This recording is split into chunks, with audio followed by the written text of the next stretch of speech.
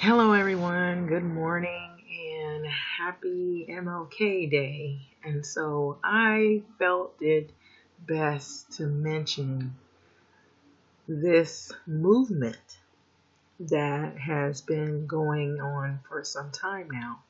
And it's been a debate that has gone on for several decades, um, and even beyond. And so it's very controversial, this group. Some of you may have heard of it, and some of you may just now be getting introduced to it, and it is called ADOS. So, um, before I begin, I was reading this article and I was looking at it, and I read another article, and there was other articles that followed in suit behind this controversial group.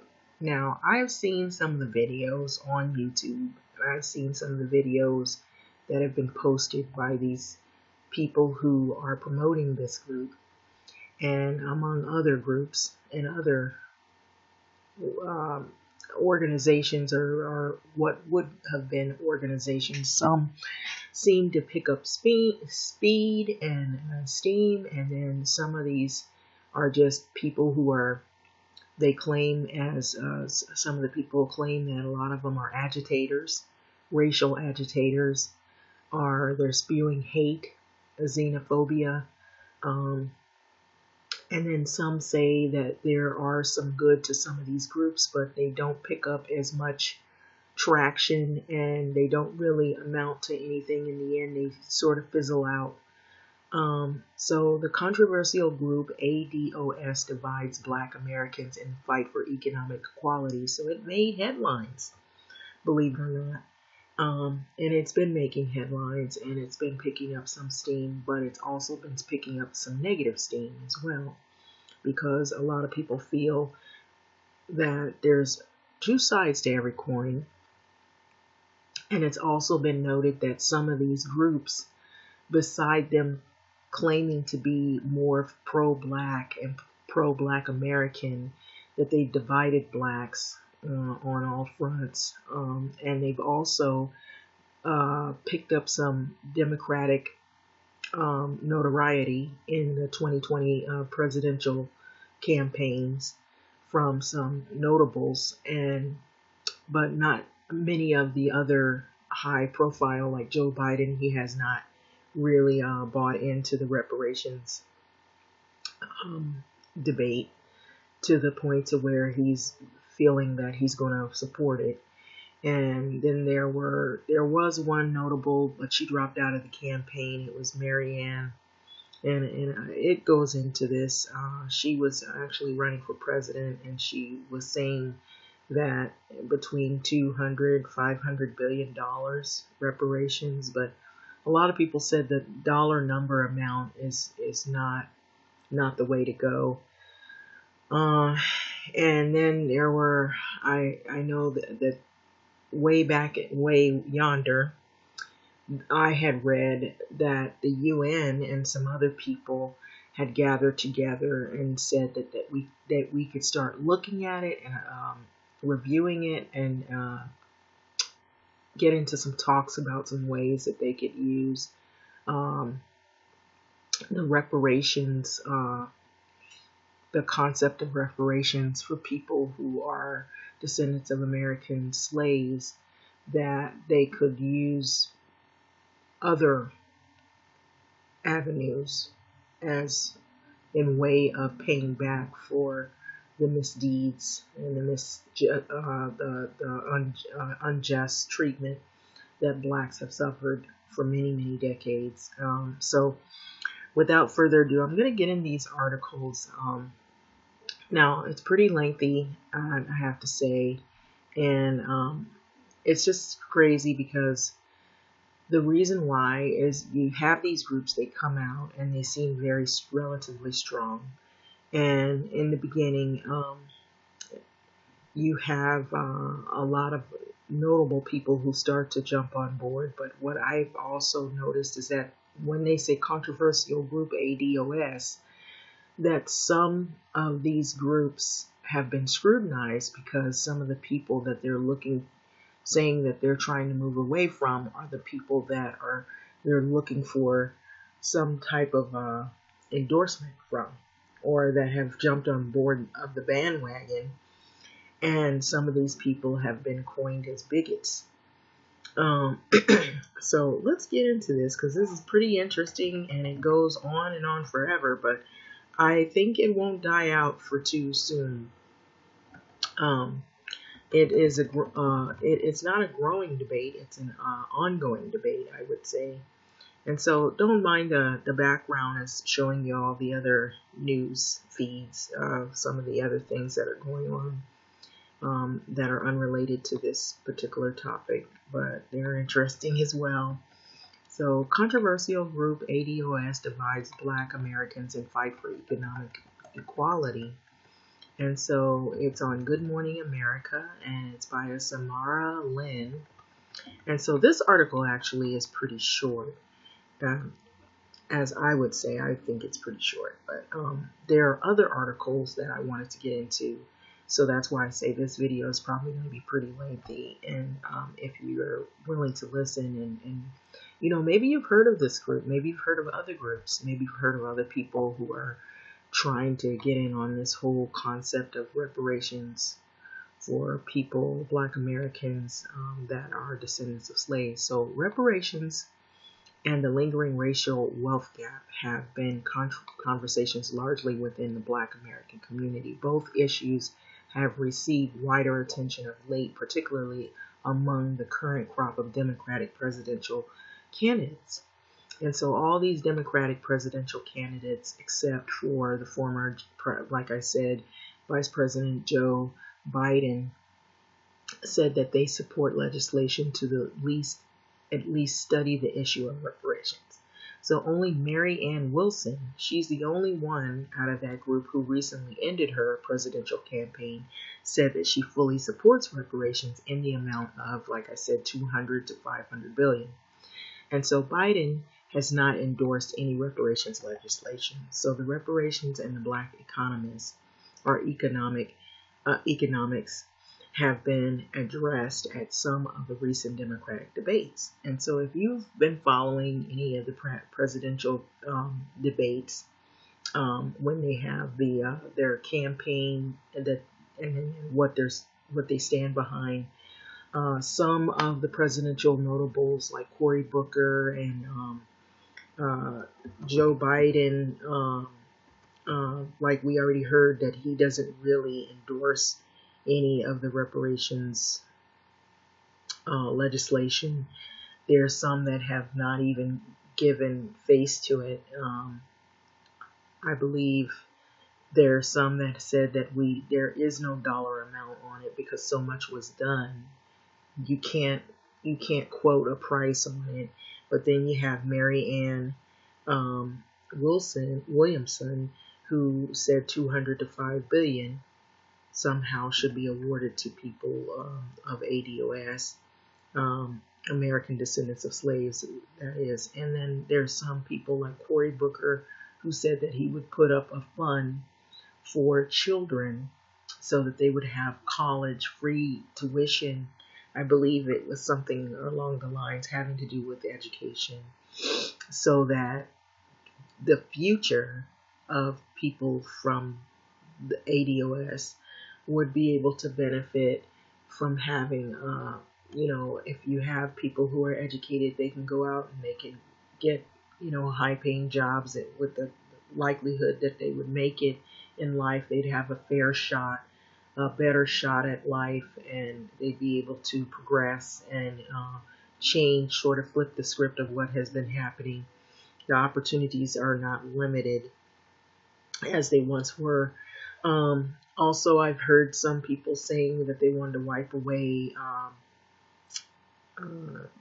the educational debt that some people have incurred from trying to go to colleges, and they weren't able to find jobs that could pay off their student loan debt.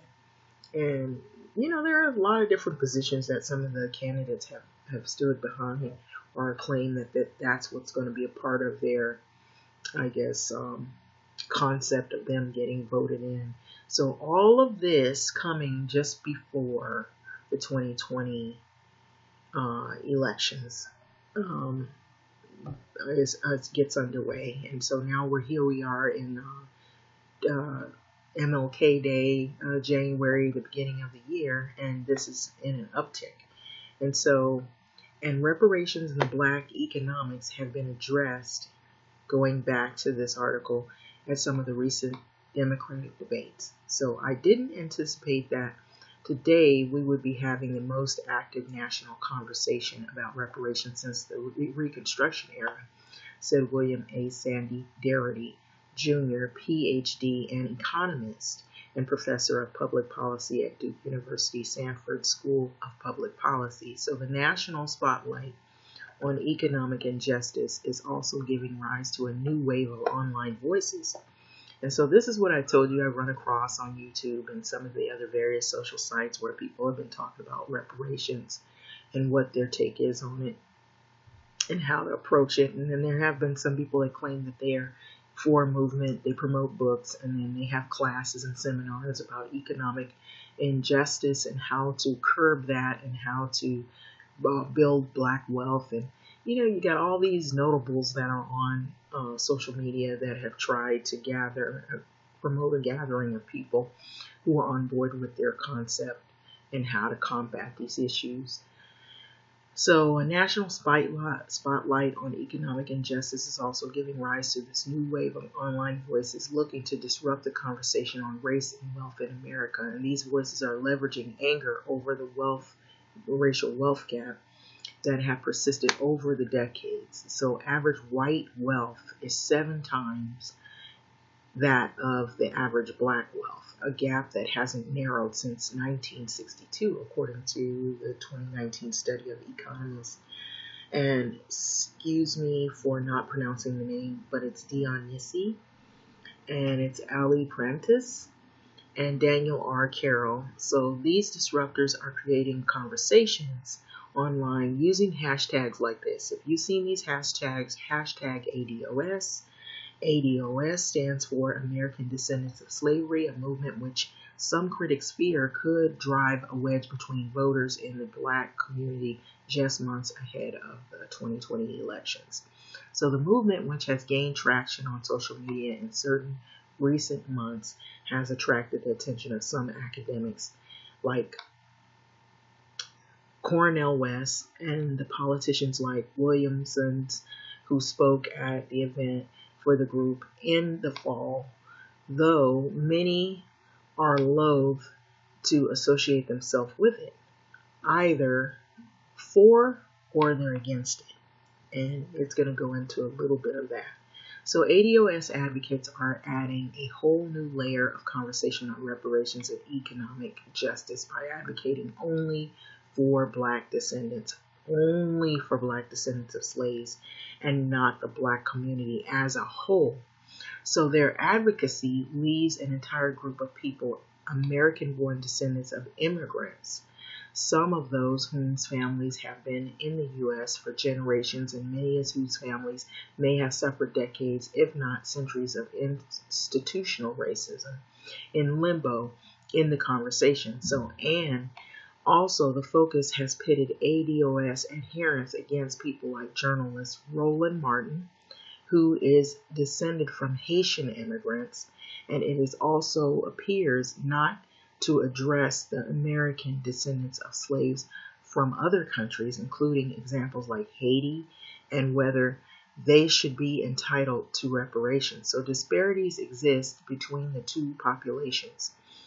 A 2015 Pew Research report showed that U.S.-born Black people were less likely to have a bachelor's degree than Black immigrants, 19% versus 26%. So the same report also showed that foreign Black people have $10,000 higher median income than U.S.-born at $33,500. And so there are a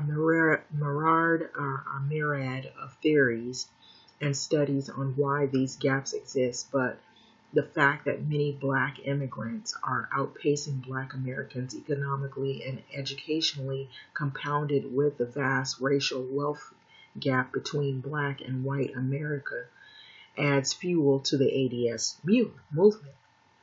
So ADOS singular focuses on black descendants of slavery, and its supporters' often combative approach has sparked controversy in comparison to a long line of nativist thinking that has gained traction from time to time throughout history or U.S. history. And so there are concerns that from some of the critical or criticalness of the ADOS, the hashtag is linked to a post spreading disinformation and political division ahead of the presidential election. So, however, ABC News found that no concrete evidence of ADOS movement is part of the disinformation campaigns that plagued 2016. So, pushback. This is the pushback. Critics and many of the other people have accused ADOS advocates of spewing hateful, xenophobic rhetoric and of online harassment. High-profile black politicians, influencers, and journalists, including Kamala Harris, Joy Reid, Jonathan Capehart, and others, have been attacked by ADOS accounts for having non-American lineage. So Reid, for instance, has immigrant parents, or because they have questioned the authenticity of ADOS social media profiles, accusing them of being trolls.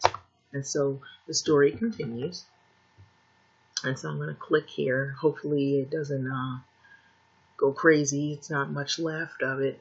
But it says some have accused ADOS on Twitter accounts of deliberately pushing a far-right narrative under the guise of reparation supports. So U.S. intelligence counterterrorism expert Malcolm Nance referred to Twitter accounts using a hashtag ADOS as trolls and posted that there are a mix of African American and pro-Trump racist nuts. Okay, so here it is. Malcolm Nance. Note, trolls who use the hashtag ADOS are a mix of African or Afro-American pro-Trump racists and nuts who spout off right-wing voter suppression, anti-immigrant, and DACA dread. So their leader is a black MAGA who says don't vote for any blacks not from the U.S. slaves. Now death threats. Report ADOS cis MAGA. Okay. And so that's a Twitter. Okay, so at ADOS Brigade at Joy and Reid, too many enemies ain't good for your health, and you better stop that boule girl or boule shit. Warning, warning, hashtag ADOS, hashtag reparations 2020, hashtag tangibles, hashtag equity.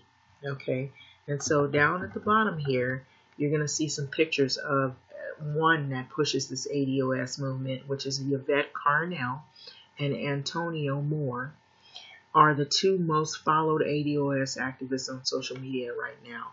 And so they have both engaged in heated and controversial exchanges on Twitter, and some might call targeted harassment.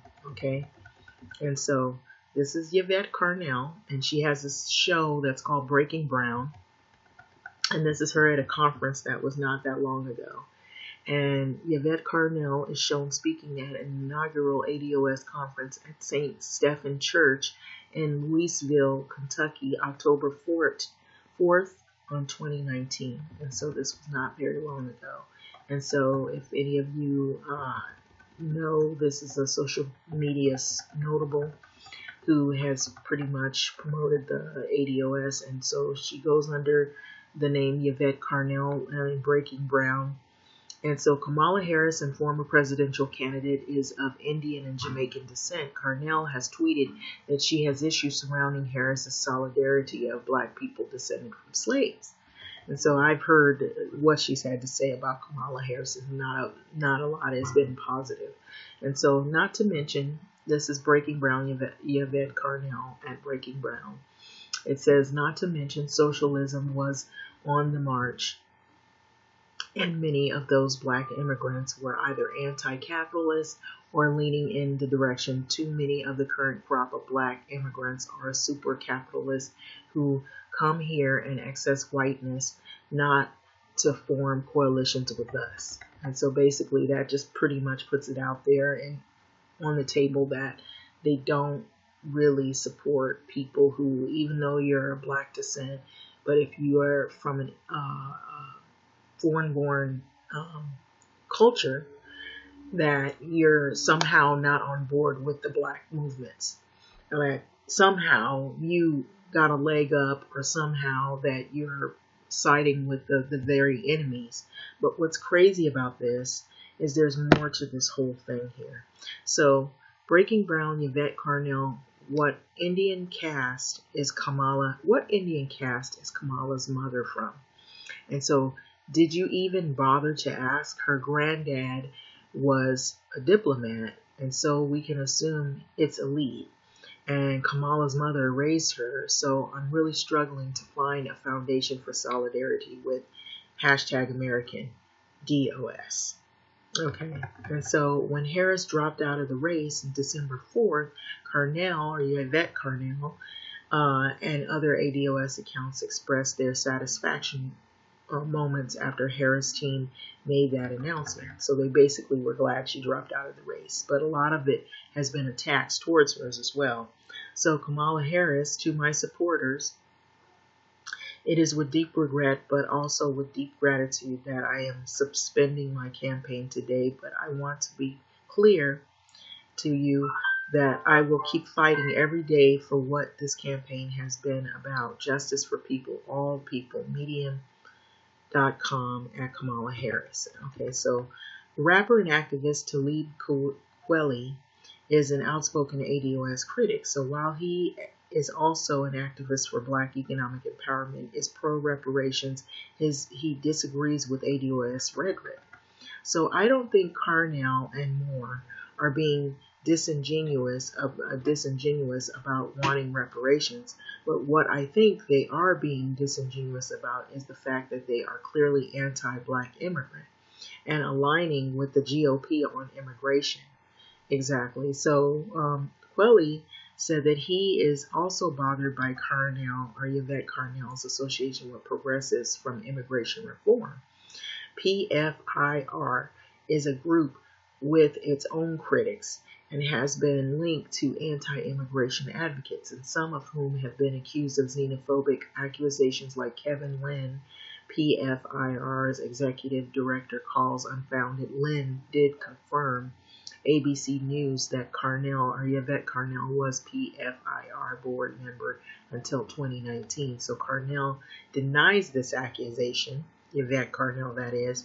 I voted for Clinton, she told ABC News, and I voted for Obama in 2008. And that idea somehow I changed my psyche, became the ultra-conservative figure, doesn't make sense. So Alvin Bernard Tillery Jr., PhD, is an associate professor of the political science at Northwestern University, and he has written about the issue of reparations and the sources of racial inequality. Tillery began to take notice of ADOS web activism over the last 2 years or so, he said. So while Tillery said that ADOS is not really advocating any new ideas, they have attracted pushback because they have the radical thesis that is that there's going to be reparations for slavery, but that is, it should really only be targeted to persons who are descendants of the legacies of actual American slaves, said Tillery.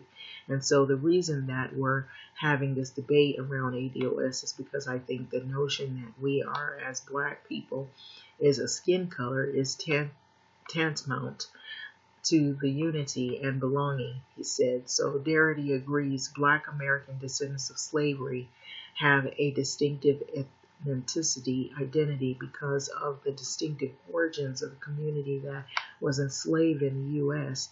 He said the distinctive identity, he said, is the central premise of ADOS. And so despite the controversy and conversations involving ADOS are happening frequently online, a social listening tool by Brad 24 shows that in one recent week, there were over 25,000 conversations across social media, including the term ADOS or hashtag ADOS, with an engagement reach over 56,000. In addition, more said that the 2,000 people showed up in attendance of ADOS events that he put together with Yvette Carnell in Kentucky this past October. So Yvette Carnell and Moore said that the event was funded by a small donation in ADOS adherents, help from the local black church, a historically black college, and as well as their own funds.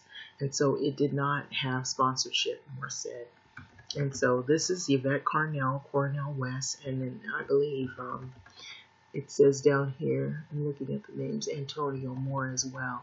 And so these are the people that are the two in on the left and right that are online notables, and then Cornell West, who are having this conference. And so one attendee, Rashawn Philip Sorrells, 36 years of age, describes himself as an ADOS mobilizer. Sorrells is a full-time Uber driver in the Bay Area, and he told ABC News that he has been struggling financially and even found himself homeless and after a foreclosure of his home. So he said that ADOS message of the Black economic empowerment really resonated with him as he works to upright himself economically, and that he will never forget the first time he watched Yvette Carnell on YouTube. And so I had been homeless for more than a year, living 100% out of the same Uber SUV, he said, and I was driving millionaires and billionaires around the Bay Area all day and night. And so this is him right here. And so a lot of people who are with this movement, this is one, Rashawn Sorrells, is shown in this selfie picture here. And so he said that Yvette Carnell forced a brutally honest reality check about his own Bay Area black life. And so, for God's sakes, I'm an educated man with an impeccable CV. And yet, here I am sleeping in the back of my Uber SUV somebody else owns, he said. So ADOS insertion of 2020 elections. ADOS is also intent on sending controversial messages during the 2020 elections with its pushed during that October conference. So proposing a strategy or strategizing the voting down ballot Democratic unless the Democratic nominees advance what Moore calls a black agenda, a tactic that at least one Pew Research study suggests helps affect the outcome of 2016 and the election of Republican President Donald Trump. And so a lot of times with these black agendas, it depends on economics and the injustice and the racial wealth gap and who's going to get us out of this slump, who's going to get black people and black community back on their feet, who's going to push for black folks that are from ADOS, get it? And so, and it's movement that runs counter to Democratic-led efforts to protect voters' rights, particularly a historically disenfranchised group like Black Americans. So House Democrats recently passed legislation that would shore up voting rights and reduce gerrymandering. The bill is not expected to pass the Republican-controlled Senate. And so in addition to reparations, ADOS proponents what one designation on the census with ADOS and another from black immigrants, and ADOS hiring and employment data to be gathered for all business receiving tax credits, incentives, governmental support, along with the other demands according to the website ADOS101.com, run by Yvette Carnell and more. ADOS is, of course, not the first to address black reparations or reparations and black economic empowerment. For 30 years, the late Detroit Congressman John Conyers introduced an H.R. 440 bill for lawmakers to set up a commission to study the issue of reparations. So the legislation has yet to pass, and so the mantle for getting reparations law passed has been picked up by Congressman Sheila Jackson Lee and the New Jersey Senator Cory Booker, who dropped out of the Democratic primary race this month. So Moore and the other ADOS advocates have refused to support these bills because they say that the proposals aren't enough and it is being used to avoid the discussion of the real reparations for ADOS. Moore told ABC News that offers the no comment to the funding, he added. And so determining who is entitled to what. Moore also insists that ADOS's vision of Black economic agenda will benefit all Black people, not just ADOS. So many of the Black agenda and items will benefit Black people that aren't ADOS, those at historical Black colleges and universities or living in Black communities, but still as to those reparations, we use the criterion, and you must suffer both the cost of slavery and Jim Crow through your Black lineage to receive reparations, he said. So he said that it would be relatively easy to determine who is ADOS and who isn't. Few in the voluntary Black immigrants outside the students were the U.S. prior to Immigration and Nationality Act of the 1965, and he said reparations would exclude Black immigrant populations and voluntarily migrated to the U.S.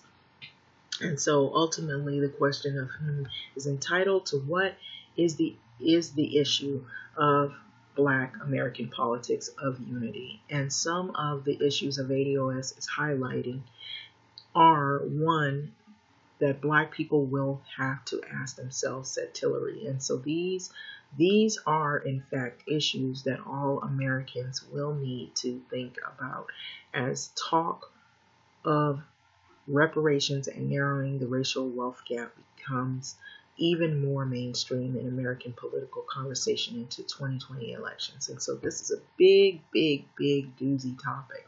And so a lot of people have been on social media back and forth over these issues debating. And so with this article here, Yvette Carnell has been one of the most notables on social media. And Antonio Moore.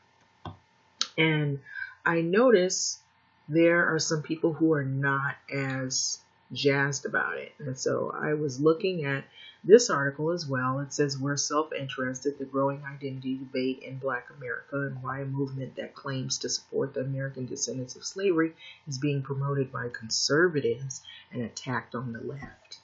Okay, and so these are articles that stood out to me as well, and I believe that has to do with why some people are not really 100% on board with these ADOS people.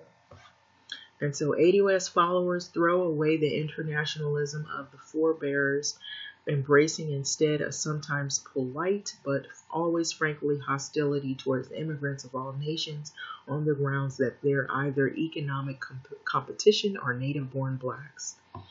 For native-born blacks, that is.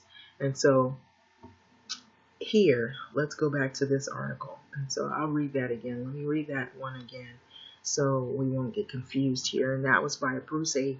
Dixon. And this has to do with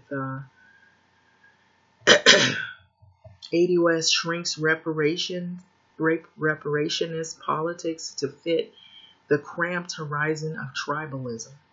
Okay, and so there is a 21 and 37-second talk on this whole thing, the Black Agenda radio commentaries. And so if you care to look at it, here it is right here, and you can click on it at your leisure. But it says ADOS followers throw away the internationalism of their forebears, embracing instead a sometimes polite but always frank hostility toward immigrants of all nations on the grounds that they're either economic competition for native-born blacks. And so I am going to switch back to the Los Angeles Times. Why a movement that claims to support American descendants of slavery is being promoted by conservatives and attacked on the left.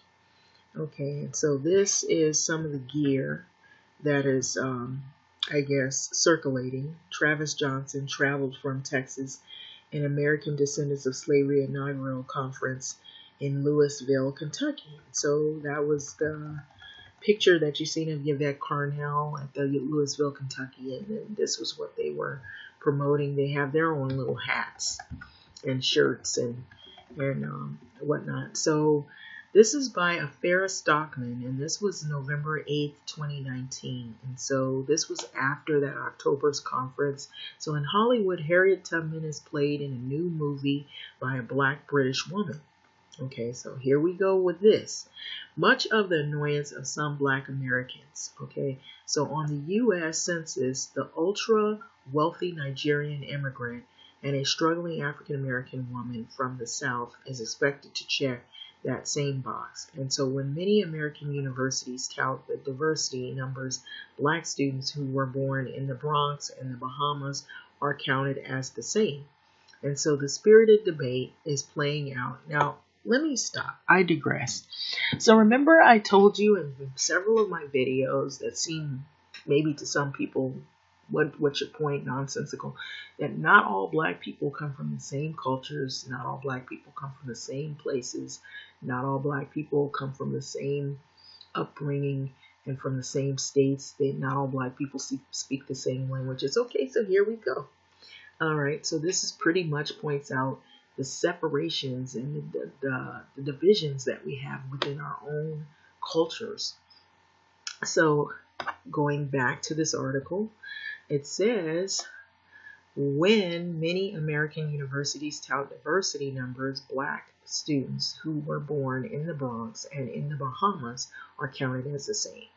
And so a spirited debate is playing out in Black communities across America over the degree to which identity ought to be defined by American or African heritage, and or whether ancestral links to slavery are what should count most of all.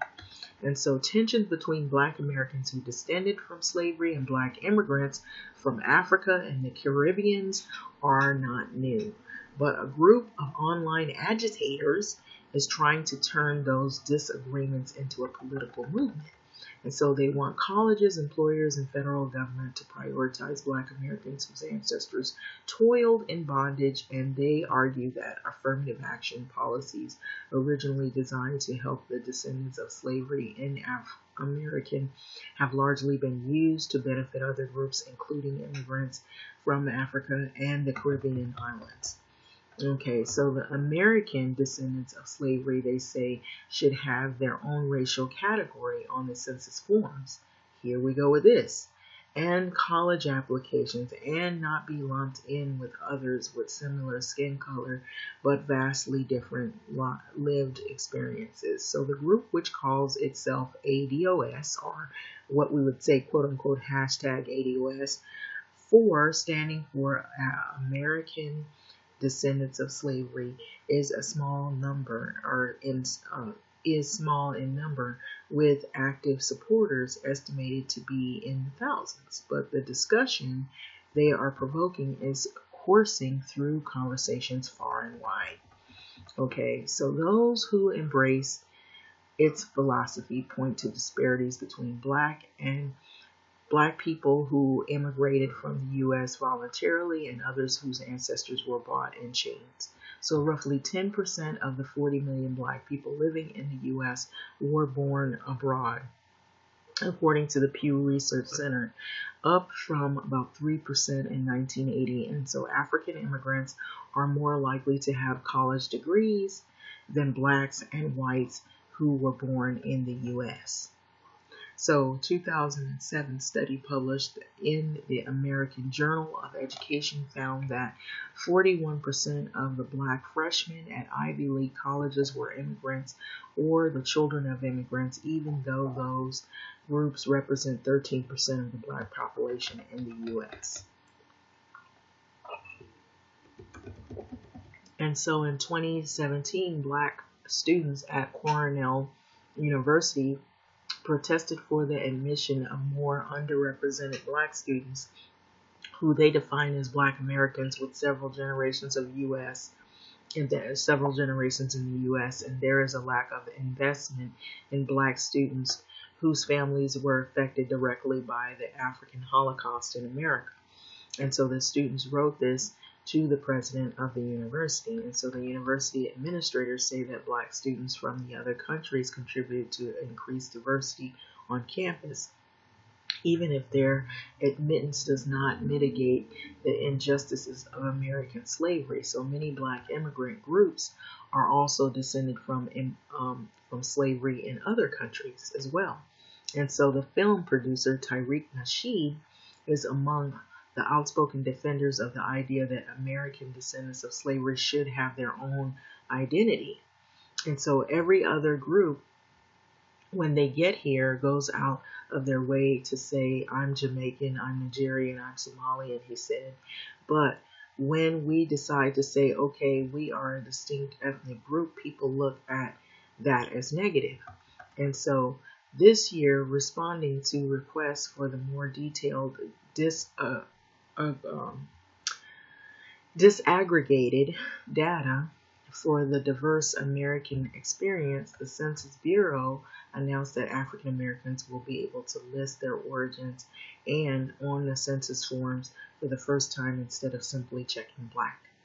And so the goal for ADOS, two founders, Antonio Moore, Los Angeles defense attorney, and Yvette Carnell, former aide to Democratic lawmakers in Washington, is to harness frustrations among Black Americans by seizing on the nation's shifting demographics, embracing their role as insurgents.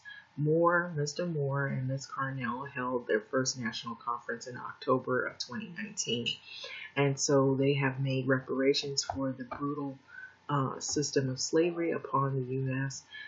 that was built, a key tenet of their platform.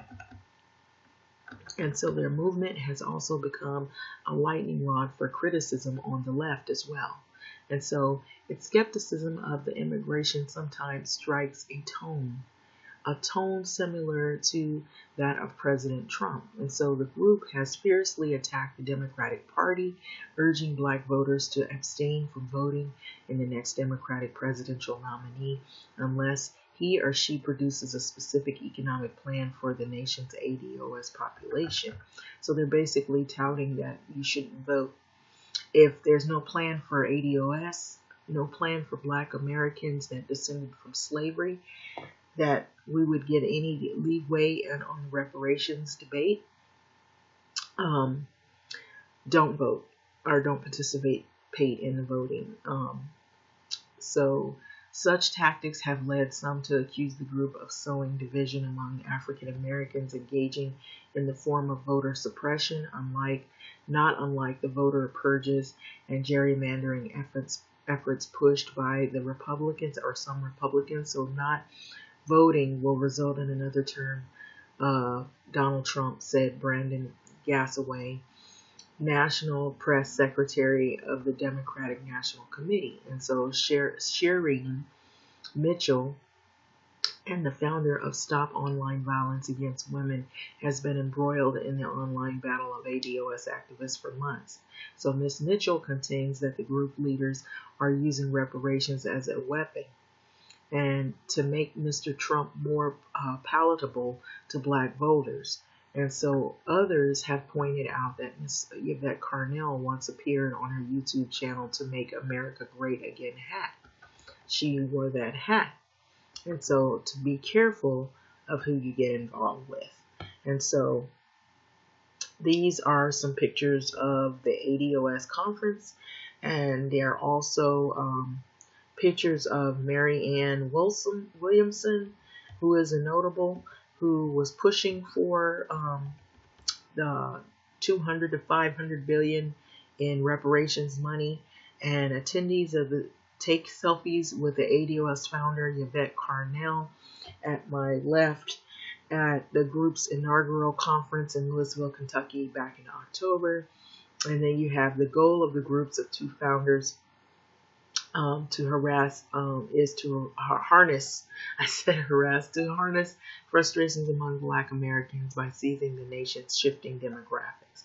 And so this is pretty controversial, y'all. So this has been going on for some time now.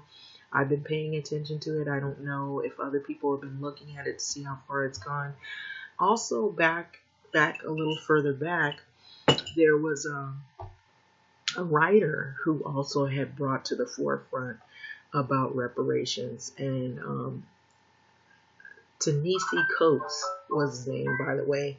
And he actually went up and he said that he was trying to see if they would look at the whole thing and study it and what they were to do. And he even brought in an actor, Danny Glover, and Danny Glover said he was behind it as well. And so this is not something that has been in the dark it's been around for a very long time. So this article here also is in rebuttal of ADOS. It says it shrinks reparationist politics to fit the cramped horizon of tribalism. And so there's some skepticism behind these groups because of what they're promoting. Why can't y'all just decide to be what you already are? More like us. A white co-worker named Travis asked me in the early 1980s. He was a diehard Southern Baptist. Reagan was the newly elected president, and we were working in the Chicago Pullman plant, laying on our sides all day and night, whatever shift it was, okay?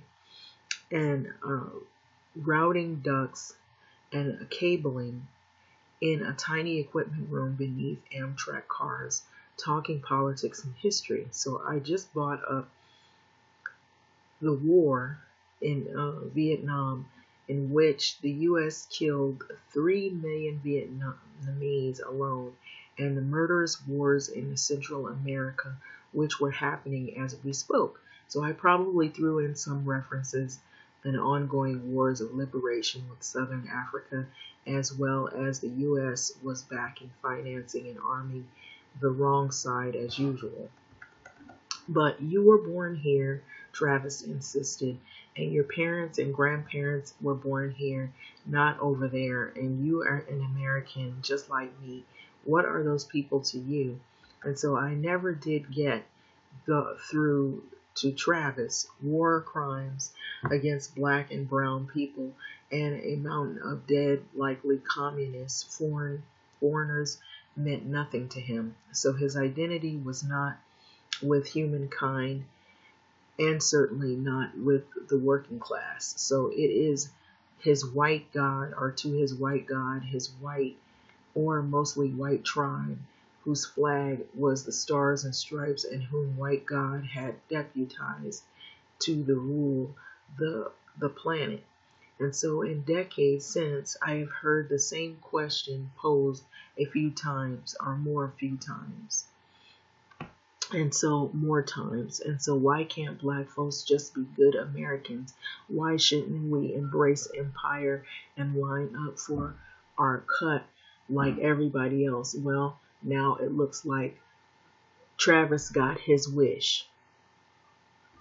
There's an internet current of the U.S. black people calling themselves ADOS, American Descendants of Slaves, who seem to be trying their level best to be the kind of good black Americans Travis talked about. The ADOS people claim to be relentless advocates of reparations for the crimes of slavery, Jim Crow, and the prison state, and more, but with an important right-wing twist, which sharply disenfranchises them with the previous generation of reparationists. ADOS followers throw away the intentionalism of their forebears, embracing instead sometimes polite but always frank hostility towards immigrants of all nations on grounds that they're either economic competition for native-born blacks, that they're stealing the contracts, patronage, and affirmation action, similar spots which ought to go to native-born black Americans, or they are somehow cashing in on accumulated moral and social capital, which belongs to the U.S.-born descendants of slaves alone. So it's a tribal thing. Hashtag lineage matters. ADOSers, tell anybody listening and anyone that is not U.S.-born, U.S. slaves on both sides of the family is in some other tribe. And so until last summer's wave of public revolution or revulsion at the deliberately cruel separation of refugee children from their parents at the border. The kind of sentiment you could find on ADOS Twitter feeds was the equivalent of Latinos don't neither stand up for us, so why we gotta stand up for them. So Yvette Carnell and Antonio Moore, originators of the hashtag ADOS, name the hashtags would like us to believe ADOS is a movement. But that claim is made so that I'm going to pause for a second here, all right? Okay, I'm back, y'all. All right, so excuse the background noise. It's people on the street that have nothing to do with anything here. So if you hear any background noise, dogs barking and stuff like that, that's just out on the street. But anyway, this article pretty much points out what types of issues that are flawed with ADOS. And so I was reading this as well, and I read it to a lengthy entirety. So it goes on, it says it's a tribal thing. So hashtag lineage matter, ADOSers tell anybody listening and anyone not of U.S.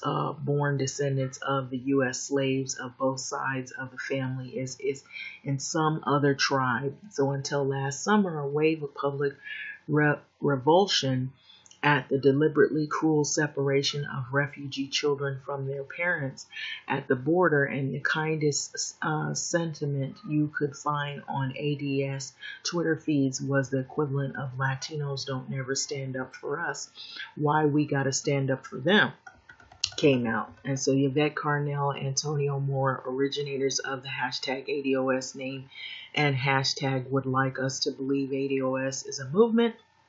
But that claim is made so often by so many canny self-promoters that it's hard to take seriously without some kind of proof. Yvette Carnell has been doing podcasts, internet writing, and commentary, and most recently YouTube blogging for the past several years.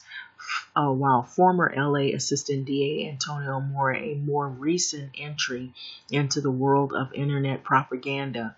They've got a website, and ADOS101.com, and a plan to hold a conference this fall in Louisville. So that already happened. Yvette Carnell, Antonio Moore, originators of the hashtag ADOS name and hashtag would like us to believe ADOS is a movement, but the claim is made so often by so many canny self-promoters that it's hard to take seriously without some kind of proof. So politically bankrupt black Democrats of the black political class just don't know what to make of ADOS. CNN commentator, corporate lobbyist, former general counsel, and the Congressional Black Caucus Foundation, Angela Ray, following the lead of similarly enlightened Democratic pundits, has declared that ADOS message originates with the Russians. And so Rye is worse than clueless. She's the cynical mouthpiece of corrupted politicians and the lying political police of the so-called intelligence community, at a great number of whom are Democrats. And these are the government functionaries who have guaranteed their budgets and careers by painting Americans in America who disagree with the establishment as foreign-inspired traitors for a century, since the Red Scare of 1919. A Red Scare of 1919.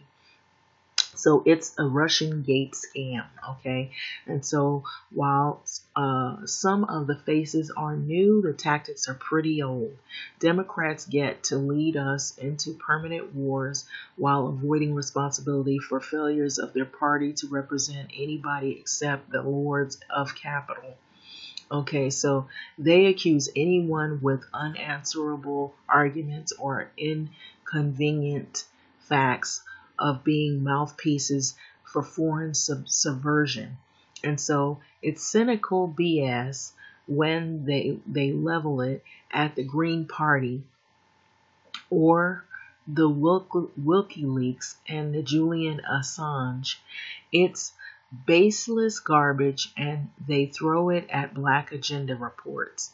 And they have by name, they have that by name. And so it's adherent nonsense when lazy corporate Democrat hacks like Angela Ray throw it at ADOS.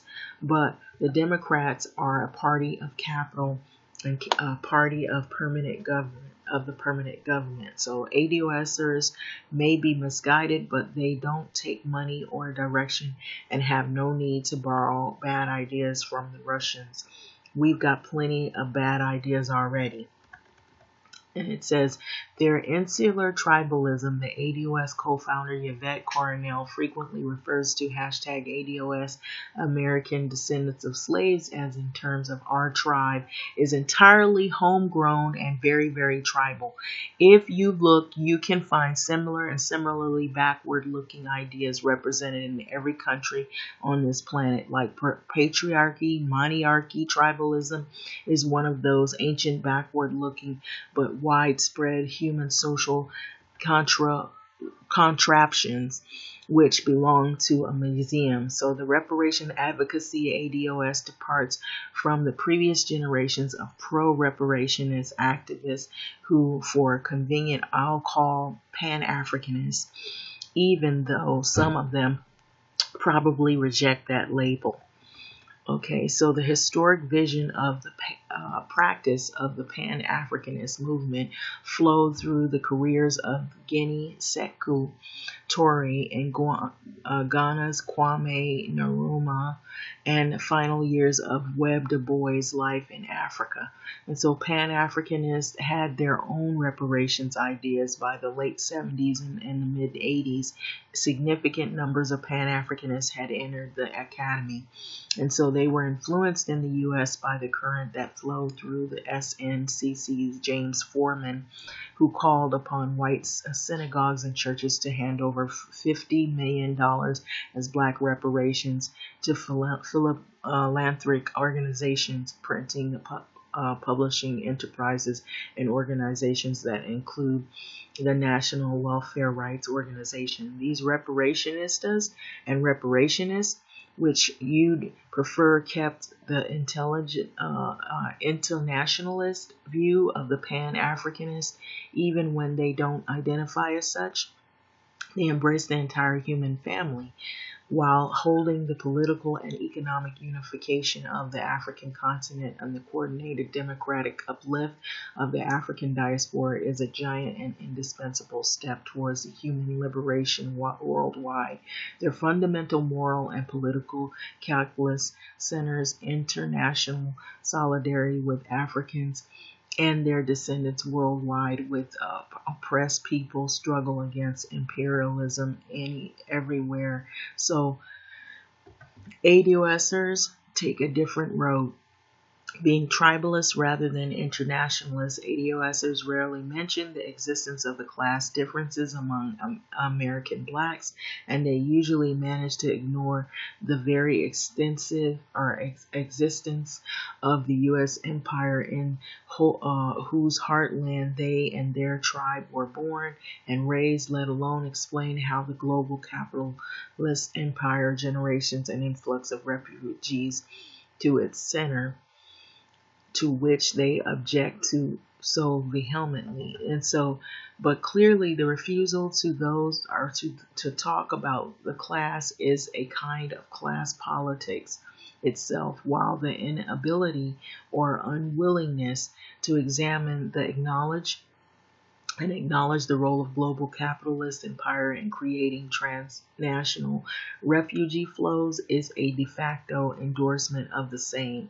And so opposing white supremacist and capitalist empire is what an actual left would do, and whatever ADOSers are, they aren't leftists. ADOSers are one of the homegrown intellectual outcomes of what Adolf Reed called substitution of the neoliberal political and anti-archaism, or anti-racism, that is. I said anti-archaism, anti-racism, for having built the actual functioning left in the United States. And so if you're listening to this instead of reading it, you really should go back at a printed version, which is called the Black Agenda at eport.com, to check out the links in the text which flesh out the other important pieces of the timely and relevant background information. Okay, so ADOSers are in a permanent rage against Democrats and declare that, like it or not, election cycle will be the one in which the issue of the hashtag reparation 2020 and hashtag tangibles 2020 will be relentlessly pressed upon every party, every candidate, ADOSers, Democrats, as going out of their way to appease and pander to every of the other voters' constituency except the descendants of slaves who are on reparations. And so the ADOSers miss, of course, that is, while Democrats do rhetorically pander to women, to gays, to Latinos, every election cycle, they only deliver results to the lords of the Capitol who fund their careers. Promise to the voters aside, Democrats actually deliver not to women, gays, Latinos, and certainly not to African American, but to the big insurance, big big real estate and big media and big energy, and they actually deliver to the Silicon Valley and the military contractors and to the charter schools, sugar daddies, and the hedge fund boys and similar malefactors of great wealth. So ADOSers forget how candidate Barack Obama won the whopping majority of the Latino vote in 2018, or not 2018, but 2008 to 2012, by promising them a road to citizenship.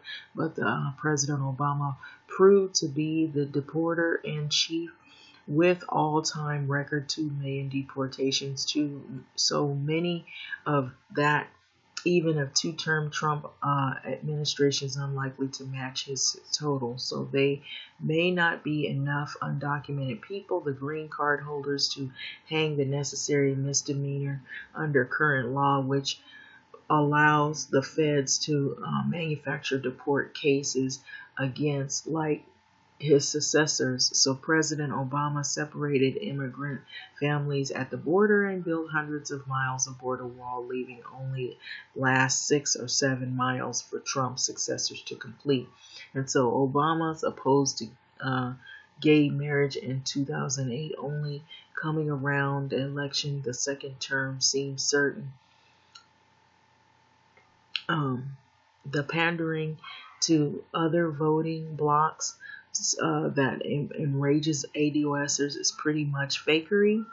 But as the tribal folks will do, ADOSers seem to perceive only the slights and the lies and the insults which are directed at them. So ADOSers, our ADOS leaders, Yvette Carnell and Antonio Moore, have probably never participated in and probably never seen a mass movement against unjust authority. So as far as most of us know, that they're never organized a new union or tried to take over a corrupt old one, never led the rent strike, never helped found or lead a cooperative, or never gotten themselves arrested or defying unjust authority. So there was a time when those sorts of credentials were required for aspiring black leaders.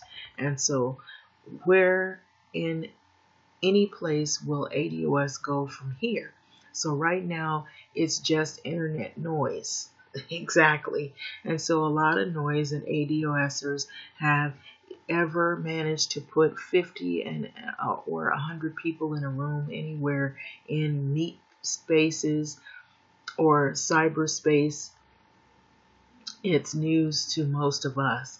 So what put hashtag BLM on the map in 2015 was the Cleveland conference attended by 6,000 or 7,000 people, into which corporate philanthropists allied with the Democratic Party sunk at estimated $2 million for hotel and conference rooms and travel expenses, food, entertainment, per diems, and media production, and the organizing of person hours to coordinate it all and bring that 6 or 7,000 people in and out of town. So ADOS has nothing like that kind of money, and it's hard to imagine where they might get it. And so Yvette Carnell and Antonio Moore are not about to turn ADOS into a membership supported organization.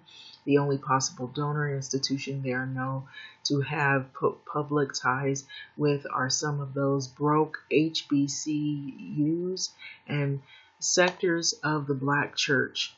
But the black church pockets are not that deep, and the black church has no tradition of funding political initiatives. So in these respects, they are quite unlike the main U.S.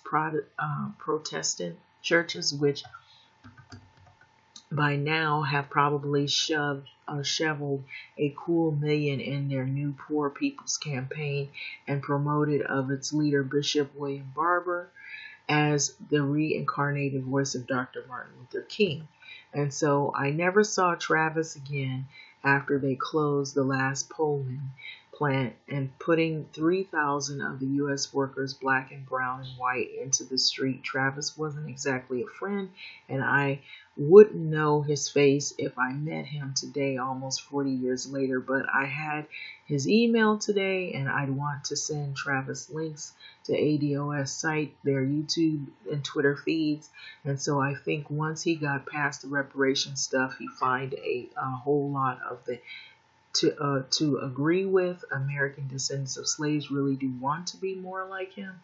ADOSers or ADOS, hashtag ADOS is not a movement.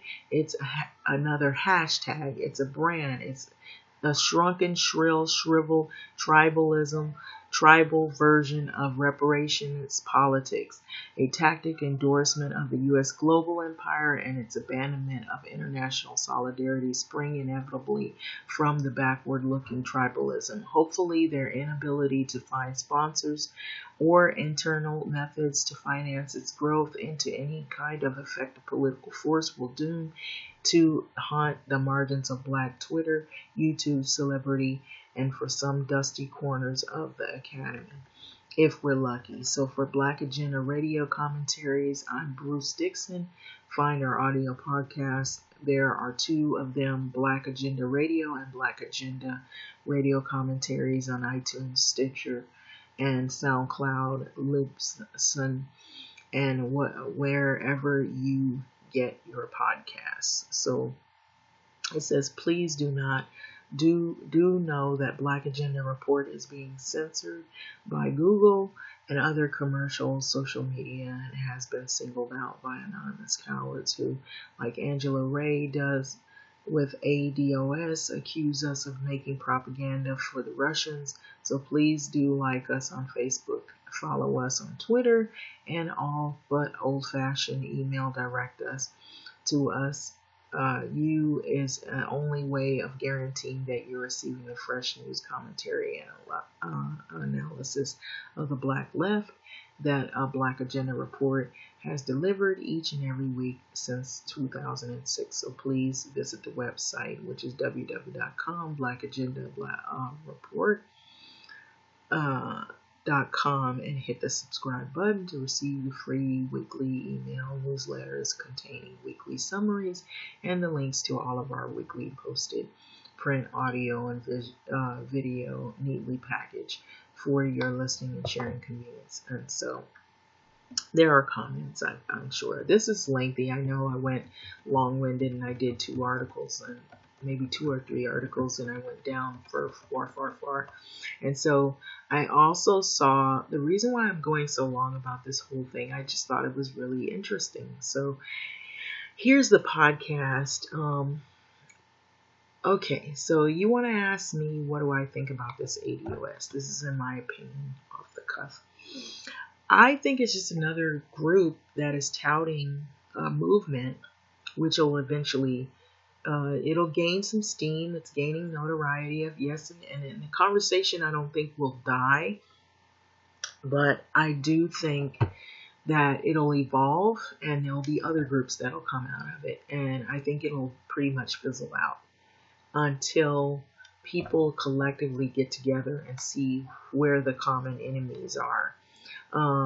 I feel like it, because it creates this division, is the reason why it will fizzle out, because there's not going to be enough support on the movement.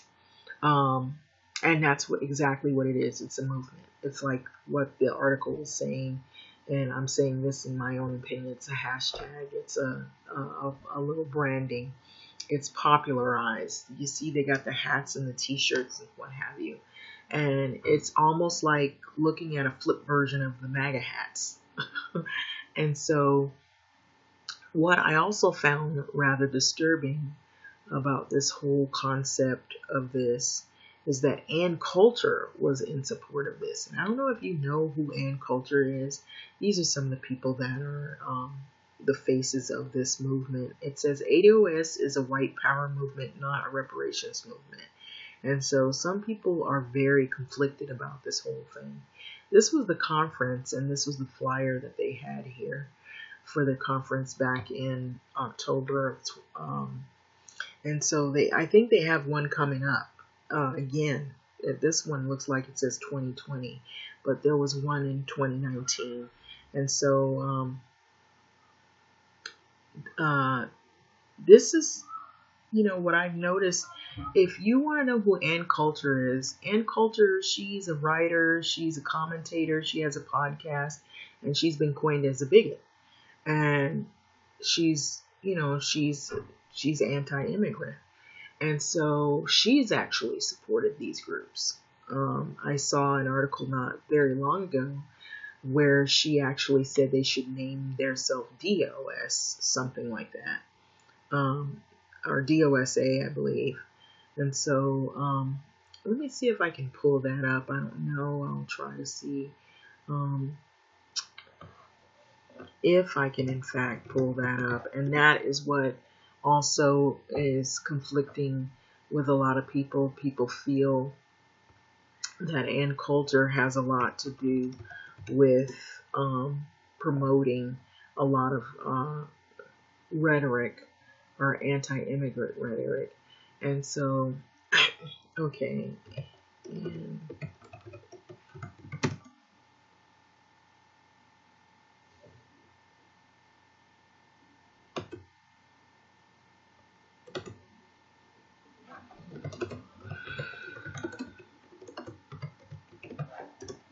okay, I figured. Okay, so Ann Coulter on Twitter. Okay, so she made a comment on Twitter, Ann Coulter, and I'm going to pull it up. And I saw it recently. It said, Tyreek, I like hashtag ADOS, but I think it should be DOAS, Descendants of American Slaves, not Haitian slaves, not Moroccan slaves, etc. Foundation Black Americans need tangibles, not symbolic gestures. There are lawmakers all around the country being exposed for wearing blackface. ADOS needs compensatory policies. Hashtag tangibles 2020. Blah, blah, blah. That's Tariq Nasheed, which he's commenting towards Ann Coulter's comments. Okay, and so he's one that was talked about in the article as well. He's supposed to be a filmmaker. And then it says there were more slaves taken to the Caribbean islands and more taken to South America than were brought to the U.S. And it was all wrong, but some poor Europeans were also enslaved and some blacks were slave holders, and no one today is responsible for anything except to ensure freedom. And this was by Roadrunner at Lauren Berger, and she mentioned that. And so some people made their comments, Satan's little pet. Okay, slavery is slavery no matter what skin color and country it happens in. You know that if you had more of the worldly education and perspective. So then again, all things considered, we don't expect much from you. Okay, so many people have made comments on this.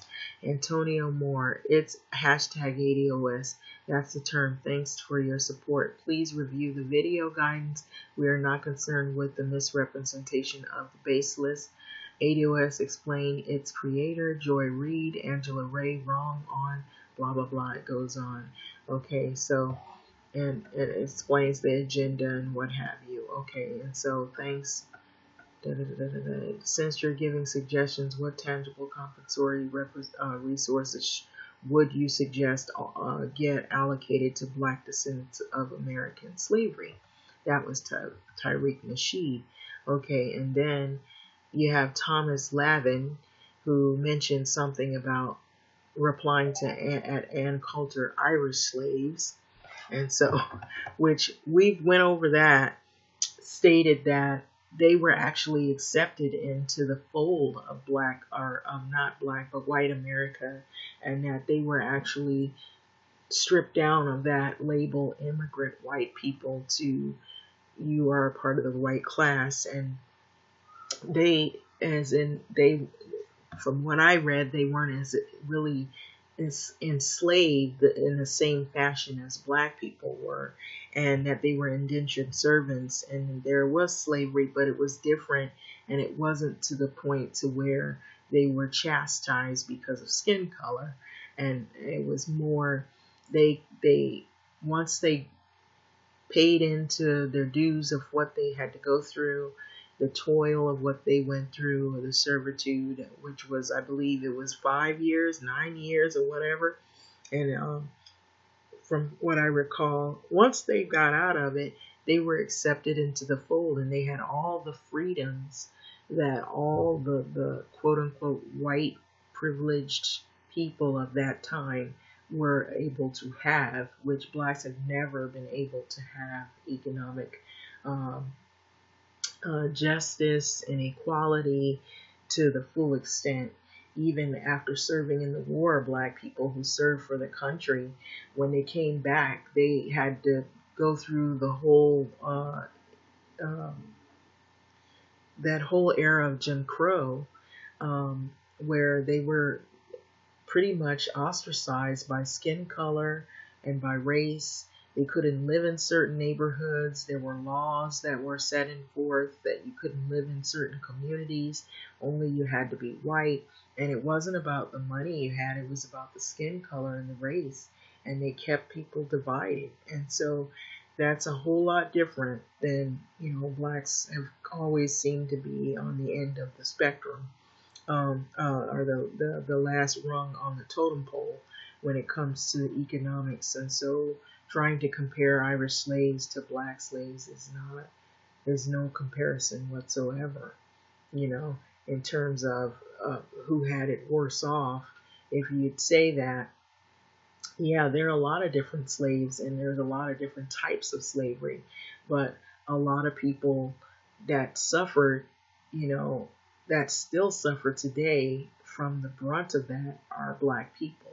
In the end, I would say that. I'd have to say that. That's in my opinion, that we still suffer. We still have laws that, even though that they supposedly changed those laws, we just today in 2019 or 2020, what they made a law that you can now wear your hair in a natural style. Here we are in the decade of the 20th century to 2020, and they're saying it's okay now. There's a Crown Act. It took that long for them to make that law. So think about it. Who's still on the end of the last end of the rung?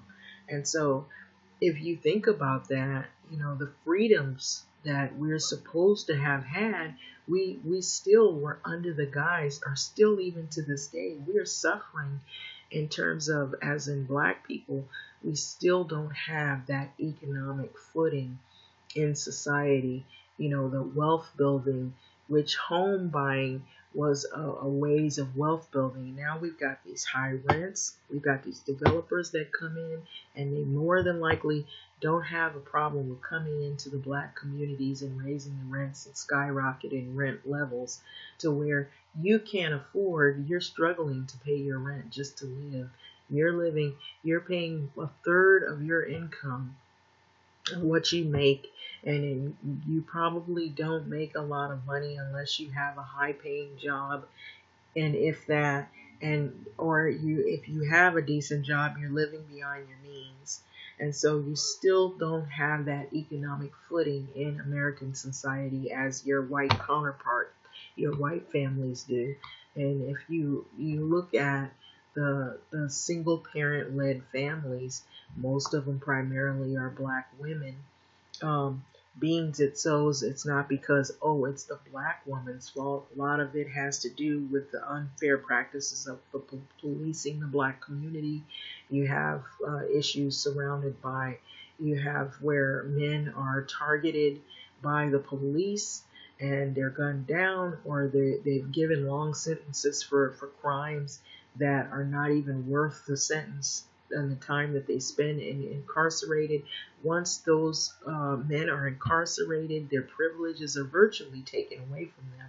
So, what good could they do into their families if they're brought back into society and they don't have the proper resources to get back on their feet to be the helpmeet in the families? And so, most of those families that are black families tend to be female led, because that woman, if she is not a person that has gotten in trouble with the law and has any felonies or on her record, she's struggling to make ends meet. She's working a job and she's trying to keep the rent, or she's trying to keep the mortgage, and she's trying to get on her feet so that she can get on top of the economic spectrum, to just keep her family well fed, well taken care of, and manage things while, or unless she decides she's going to be single and that's the way she lives her life, or she's in an alternative relationship, or maybe she just stays single.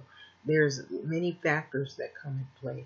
Some women maybe had a relationship and the partner died, and then they managed to stay single. So, but what comes with that is you have to look at all of this. And so this is another comment. What further separates us in the lineage and own inheritance of the U.S. economy? Other groups haven't been proposedly locked out of, nor had to fight for legislation to gain rights to our inheritance, with the exception of the few. However, those other groups have benefited from our fights.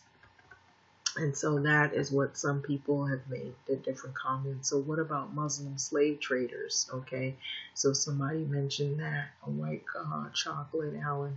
Okay, so they're trading blacks in and around the Horn of Africa. So why isn't this current cancer being discussed and eradicated? And so this is something that actually there's still slave trading going on now, basically. And so the harp of the times past, whereby Americans fought side by side and in CW, in the scourge of slavery in our midst. Okay, so Trump isn't the anti-archist. And culture, if only people with at least 4 grandparents born in America were voting, Trump would win in a landslide. Okay, Trump is the anti-archist. Okay, that would mean none of Trump's kids. Okay, so there's some people. Good point. Hopefully the DOSers will respect no matter where it is, which defines us as American descendants of chattel slavery, where in the U.S. from about 1610 to 1865. And that is, I am Sandra D. Okay, at Got to Be Myself. All right, and so to and at and culture. So Howard Chacklin. Some American slaves include from raids on England, those of 150 years after Rome fell back. Corsairs would round up whole villages of blue-eyed blondes and blue-faced, sell them the slave blocks in Tripoli. Its long time history, it's taught, let's all suffer equality, are equally dirty. Okay, so that's Howard Chacklin. So there's a lot of interesting comments. Many descendants woke up in 2016 exposing Democratic Party's long-running disrespect in an impactful way. Okay, so that's Amos Jones. It says at Breaking Brown and at Tone Talks, coin term A Americans is how we are defining ourselves first, since America is the place that owes us. If you are an ally, welcome hashtag ADOS. So that's somebody that's in support of it. Why explain it to him? And okay, replying Alexander Steph's. Okay. All right, not sure what Tyreek is saying, so this is Cynthia Starks, but I am with you, descendants of American slaves, not any other slaves. Okay, so some people are in support and some people aren't. And so you see there's a lot of talk about this. It says boom, okay, American DOS in New York City. Okay, Americandos. Okay. And so a lot of people have been saying things about this. This goes far and far and far down the run. Descendants of enslaved in the U.S. Okay. Retweets do not mean endorsements. Okay. All right. This is by Sandy Darity. Okay. And so it goes on and on and on. Other groups use the nation of origin first, American last. Does that include African American? Okay. And so a lot of good stuff here. Yeah, it goes, that's what I was saying. It just goes on and on and on. Not just slavery, Jim Crow discrimination existed in modern America. Yes, it did. And so that's what I was saying. And so these topics are very, very heated debates. And I feel like they're not the concept of the topics and the debates are not going to die themselves out, but I feel like the movements, they just evolve and they fizzle because there's not enough support or there's not enough collective. You have divisions on different sides, and that is the reason why you have some people who are not really thinking that it's really going to gain as much traction, except that on the side of you're going to have some people that are for it and you're going to have people against it. And then notice this is such a big hot topic, like right before the election time. And so speaking of that, elections, I've been seeing the commercials. Have you seen the commercials where they're showing that they're doing voting differently now, where it's computerized? It looks like it's computerized. And so it's really, we've come a long way with social media and with computers and with technology. And so it's going to be where you can actually vote and you don't have to go through all of the troubles of having to go to certain places. There are places, but the places seem like more convenient now. And so I hadn't read enough up on it, but what I heard is it's a lot more convenient. The voting procedures are going to be a little more high tech. So with that, having said that, I'm going to let this video go. I know it's been long-winded, but I feel like this. I would say I'm sort of in the middle with some things. Here's my thing. I'm not anti-immigration as much as I am anti, I would say, prioritizing immigrants over people who are already here. I would say that.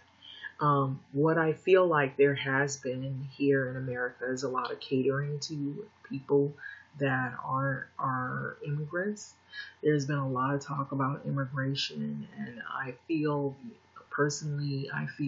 that there has been a lot of wrongdoing towards people that are of immigrant backgrounds. And I think America is a nation of immigrants. I do believe that.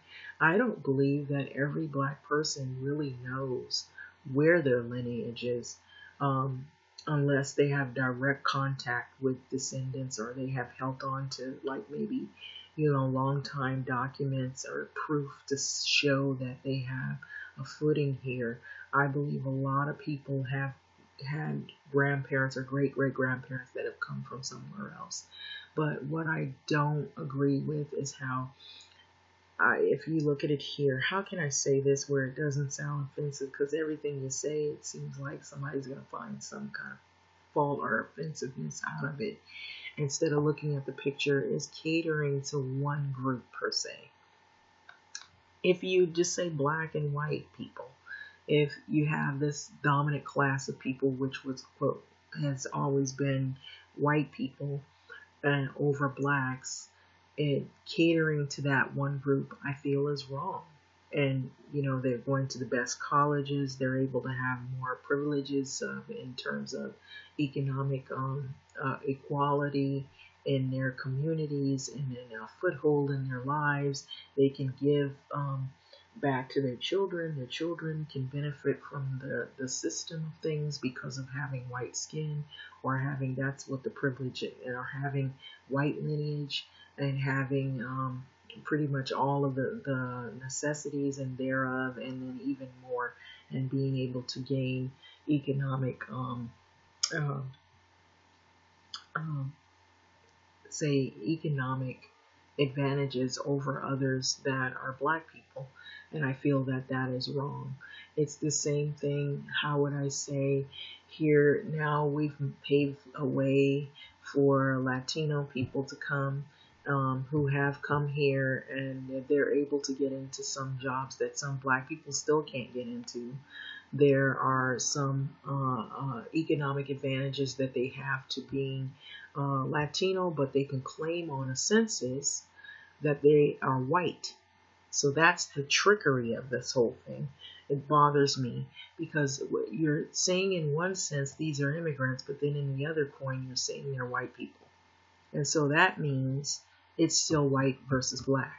And so we've made provisions so now that America has not only English but Spanish languages notable here in the U.S. Not Swahili, not all of the African languages. African people who are from African heritage don't know Swahili. They don't know they're African. They don't have signs that teach them the languages. They can't go to the public schools and get free help to learn Swahili.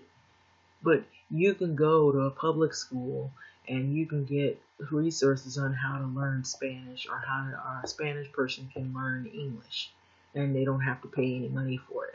And here, as an American-born person, you have to pay money, you have to get books, you have to go to a class to learn Spanish, and you have to pay money out of your pocket to learn that language. But the Spanish speakers come here who want to learn English don't have to necessarily pay money to learn English.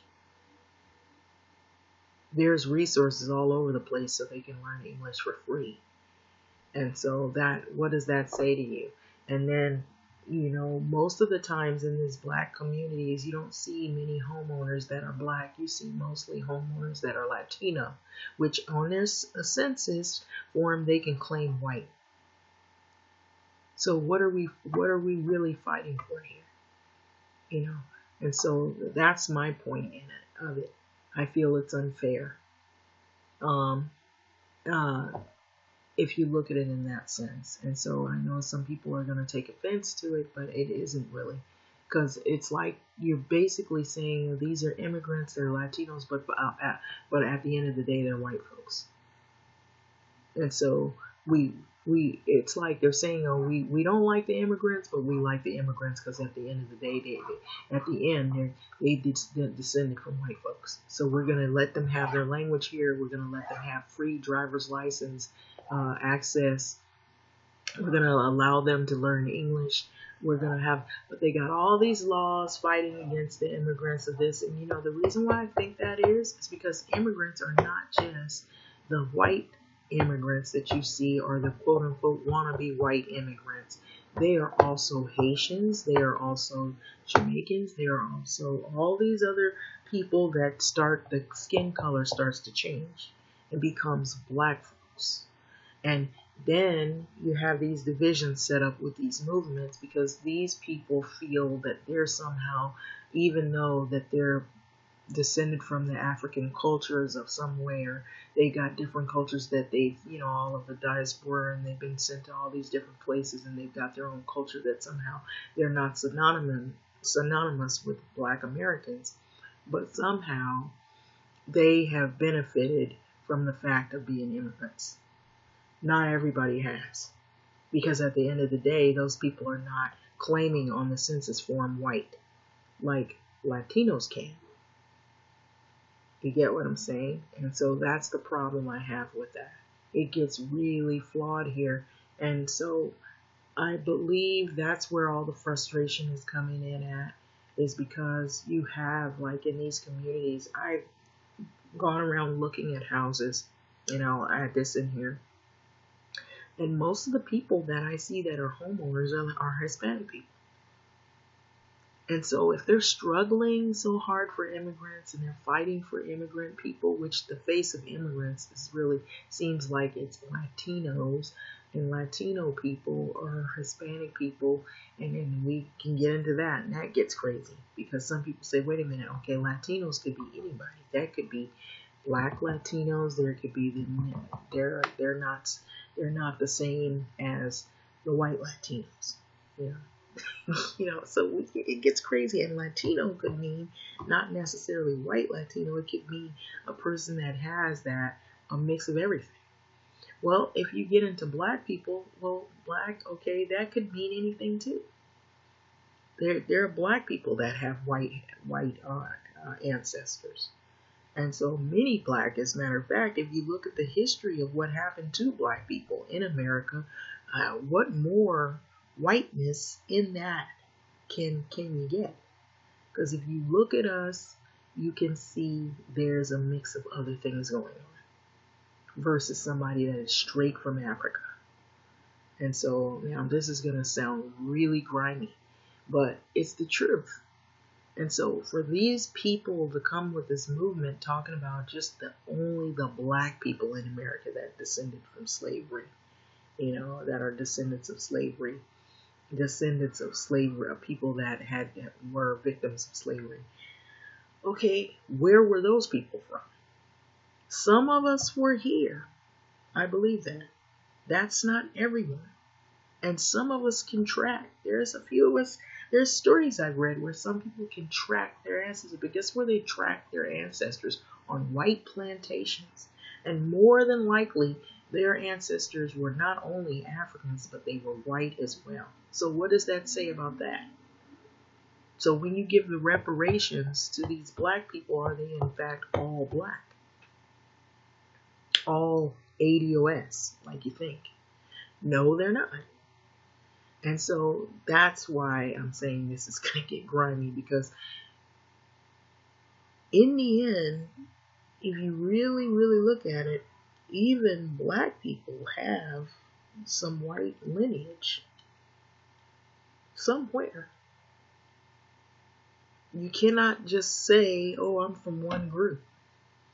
And so the only thing is that we might have more of something else, more other things going on than just white ancestors. And so, with phenotypically, your eye color, your hair texture, your skin color, it's hard to pinpoint. And sometimes people will go with what the top layer most look like, most resembles. And so that's what people feel their most, their culture is most genuinely based at, basing it on maybe their mother and father, or their immediate family members that they know that they can trace. But when you go further and further back, you might be in for a surprise.